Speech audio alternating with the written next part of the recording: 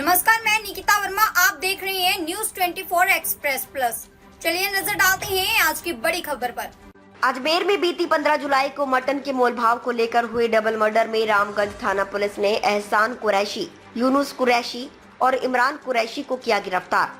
Additional SP city Himanshu Jahangir ने मामले का खुलासा करते हुए बताया कि 15 जुलाई को मीट की रेट को लेकर दो विशेष समुदायों में विवाद हो गया था। रामगंज थाना क्षेत्र स्थित पाकीजा मीट शॉप दूसरे पक्ष द्वारा चाकू, कांच की बोतलों सहित डंडों से हमला कर दिया था, जिसमें पाकीजा मीट ऑनर इमरान और शाहनवाज की मौके पर ही मौत हो गई थी और 7 लोगों को इलाज के लिए जवाहरलाल नेहरू चिकित्सालय ले जाया गया था। उन्होंने बताया कि कल 14 लोगों के विरुद्ध नाम रिपोर्ट दर्ज हुई थी, जिसमें से 3 आरोपियों को गिरफ्तार किया गया है। अन्य आरोपियों की तलाश में पुलिस जगह जगह दबिश दे रही है।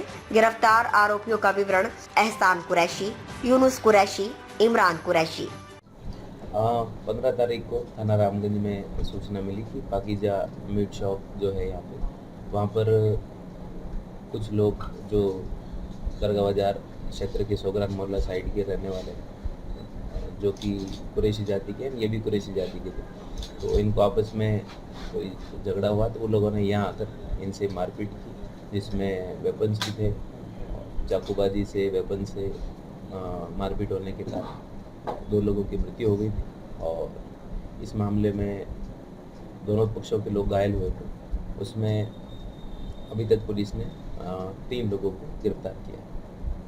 सर क्या नाम है तीनों के, कहाँ से गिरफ्तार? हाँ, उसमें ये हॉस्पिटल में जब आए थे इलाज की तरफ, उसी समय से आइडेंटिफाई करके पुलिस के पास डिटेल शुदा थे और इनके 3 जनों के नाम एहसान, यूनुस और इमरान है। 2 तो मोहम्मद अली इनके फादर का नाम और तीसरे का अब्दुल अली। एक और व्यक्ति है जो अभी पुलिस के पास डिटेन है और शीघ्र ही उसका रोल आइडेंटिफाई करके उसको अरेस्ट किया जाएगा। सर मर्डर में जो वेपन उपयोग में लिए गए थे उनकी बरामदगी हो पाई? कहा जा रहा है कि जो वहाँ पर दुकान पर वेपन था उनके ही उसका ही यूज़ किया गया इनके द्वारा।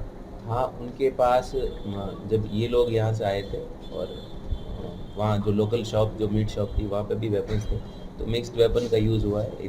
कुछ उनके पास थे, कुछ सामने वालों के थे, तो उसमें जो भी वेपन्स यूज़ हुए एफएसएल के द्वारा उसका परीक्षण किया गया है। मौके पर एफएसएल विजिट हुई है और ब्लड मैच करके उनका जो कुछ वेपन्स की जब्ती की गई है और भी उसमें वेपन जो यूज़ हुए उनका।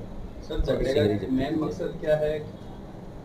झगड़े का मुख्य कारण जो मीट बिकता है उसकी जो रेट है, रेट के लेकर कुछ इश्यूज़ थे, तो उस रेट को इश्यूज़ को लेकर इनके आपस में झगड़ा हुआ था। कुछ रेट कम करने, कुछ रेट ज़्यादा करने, भाव बिगाड़ने को लेकर इनके अंदर इश्यूज़ थे, तो उस कारण से ये झगड़ा एस्केलेट होते हुए फिर मारपीट तक आया। सर प्रारंभिक जांच में ये सामने आया कि उन जो चाचा भतीजे थे जिनका मर्डर हुआ वो किसने किया, वो सामने आया? सर किसके द्वारा किया गया? एफआईआर में 14 लोगों के नाम हैं, उसमें आइडेंटिफाई किए कुछ लोगों को। सीसीटीवी फुटेजेस पुलिस के पास है, तो उसमें सीसीटीवी फुटेज का विश्लेषण किया जा रहा है और जो प्रथम दृष्टया झगड़े में शामिल थे और जिन्होंने मारपीट की उनके क्लियर फुटेजेस हैं और किसने कौन सी चोट कारित की और डिटेल में सीसीटीवी फुटेजेस का विश्लेषण किया जाएगा और स्टेटमेंट्स लिए जाएंगे। उसके आधार पर क्लियर हो पाएगा कि किस, क्योंकि मल्टीपल इंजरीज है जो मृतक हैं उनके, तो मल्टीपल इंजरीज करने वाले लोग भी मल्टीपल हैं, तो किसी एक पे नहीं होकर सभी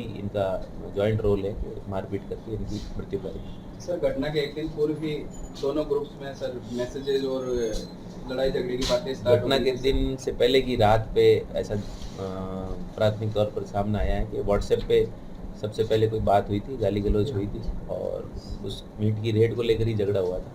उसको लेकर भी पुलिस अनुसंधान कर रही है। सर पुरानी रंजिश भी बता रहे हैं सर, तो पुरानी रंजिश है उसको लेकर इस घटना को दिया है। ये जब आप कह रहे हैं कि घटनाक्रम चल रहा था दोनों के बीच, धमकियां भी दी जा रही थी, तो इसको लेकर अपना तंत्र भी काम कर रहा था कि किसी ने किसी समझाइश?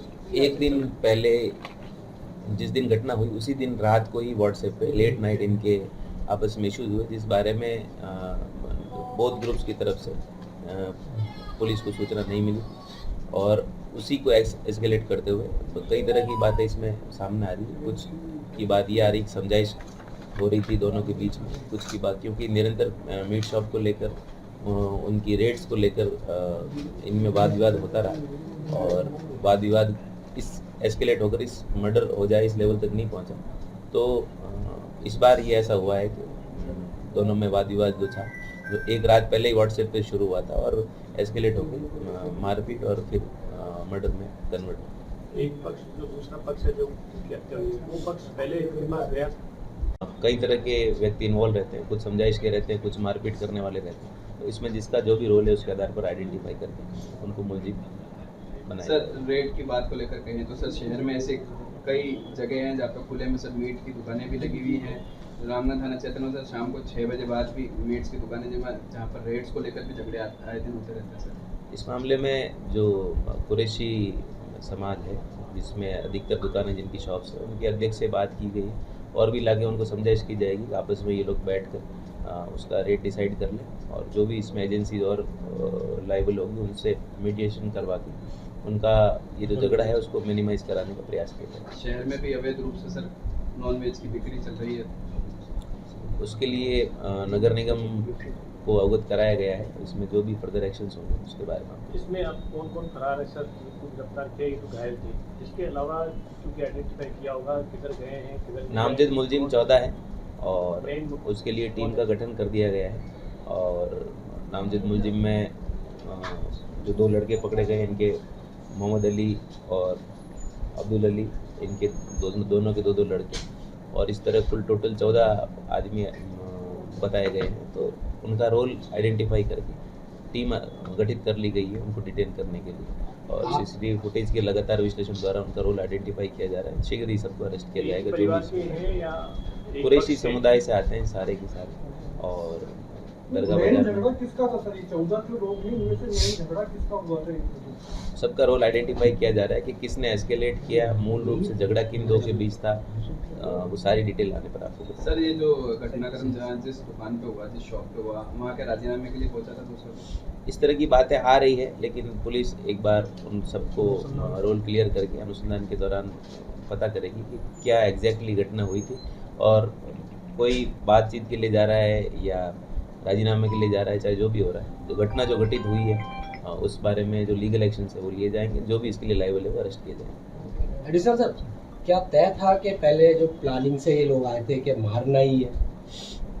इसमें कई तरह के व्यूज़ आ रहे हैं जो इन्वेस्टिगेशन में और जो लोग अरेस्ट होंगे और जो घायल हैं उनके बयान लिए जाएंगे तो और चीज़ें सामने आती रहेगी। जैसा कि आपने बताया इसमें 2 पिता 2 बेटे 4 एक्यूज यही हैं, 2 पिता उनके 2 बेटे यानी 6 और भी कुल 14 लोग जो इन्होंने एफआईआर में नामजद करवाए। तो 14 लोगों को नामजद करवाने के साथ ही सीसीटीवी फुटेज का विश्लेषण किया जा रहा है। उसमें जो भी चीज़ें आइडेंटिफाई होगी, किसका नाम है, किसका रोल है, कौन वास्तव में मौके पर मौजूद था, फुटेजेस सबके मौजूद हैं। तो क्लियर कट उसमें फेस रिकॉग्निशन हो रहा है कि कौन क्या है। तो धीरे धीरे जो भी है सारों का रोल आइडेंटिफाई करके उनको अरेस्ट किया जाए। जो अन्य घायल है उनकी क्या स्थिति है? अभी वो ठीक है उनकी स्थिति और खतरे से बाहर है। उसमें जो उनके स्टेटमेंट्स हैं, पहले ही स्टेटमेंट जो एफआईआर दर्ज की गई वो पर्चा बयान के आधार पर ही की गई थी।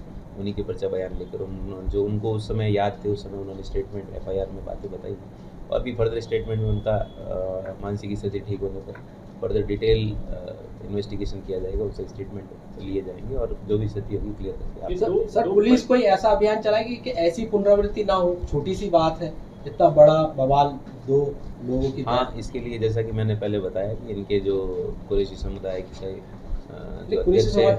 जो अध्यक्ष हैं, पहले मीट शॉप की बात करें तो इन जनरल भी कोई नहीं लड़े तो पुलिस हमेशा से ही चाहती है लॉ एंड ऑर्डर मेंटेन रहे और किसी भी छोटी सी बात को लेकर झगड़ा करके एस्केलेट करके एक दूसरे का मर्डर कर दें, इस लेवल तक चीज़ नहीं पहुँचे। और अगर इस लेवल तक चीज़ पहुँचती है तो पुलिस अपनी कार्रवाई करेगी। हथियारों में धारदारी थे या गन वगैरह भी थी इनके पास? नहीं, अभी तक तो जो सामने बात आई है फुटेजेस देखे उसमें लाठी डंडा और वेपन जो थे धारदार हथियार दिखे हैं। उनके बॉडी पे जो इंजरीज हैं वो इंसाइज इंजरीज हैं, उसके माध्यम से उनकी डेथ क्रिएट हुई। तो डेफिनेटली वो जो भी हथियार यूज़ में किए गए उनको जब्त किया जाएगा। जो रेगुलर काम में लेते हैं चिकन वगैरह काटने में। हाँ, 2 परिवारों के बीच झगड़ा था या?